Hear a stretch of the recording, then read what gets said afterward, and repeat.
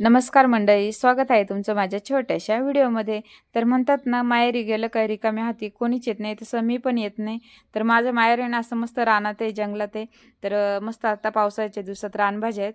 तर जेव्हा मी माहेरवरून निघते ना, तेव्हा मग आम्ही मस्त रानभाज्या शोधत शोधत चालतो. तर आंब्याच्या झाडाखाली ना बरीचशी अशी तेरेची भाजी निघते दरवर्षी. तीच आम्ही खुडायचं चाललं होतं. भाऊ होता आमच्यासोबत, तो पण आम्हाला भाजी खुडून देत होता. आणि आम्ही राहिलो होतो झाडाखाली उभं, तिथं पण भाजी होती तेरेची ती खुडत. आणि ती भाजी खुडता खुडता आहे ना मला चित्रुकाची पण भाजी भेटली. म्हटलं चित्रुकाची भाजी तर लय आयुर्वेदिक असते, भेटत नाही लोकांना, आपल्याला भेटली तर चला थोडीच आहे पण घेऊ. आता ती खुडता खुडता मला आहे ना दुसरीकडे पण भेटली. मग आता एका भाजीचं काम झालं, मग ती मी भाजी घेतली आणि आम्ही आलो मस्त खालच्या घरी. आता खालच्या घरी आहे ना आम्ही बरीचशी अशी लिंबवणींची झाडं लावलेली आहेत आणि त्याला एवढी लिंब आलेत नाही पावसात.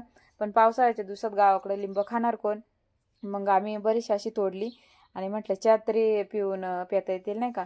मग बरीचशी तोडली. आता घ्यायला काय नव्हतं, दादूला म्हटलं दे तुझी टोपी, त्या टोपीमध्ये टाकली.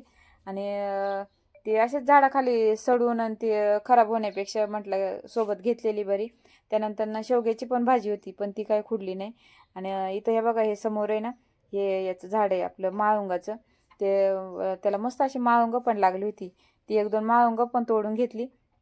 त्याच्यानंतर म्हणतात ना, किती रानभाज्या घ्या किती काय करा, पण असं मन काय भरत नाही, अशातली गंमत आहे माझी. त्याच्यानंतर मला आहे ना ती गावठी आवडीची भाजी दिसली, मग ती पण मी घेतली एका भाजीची.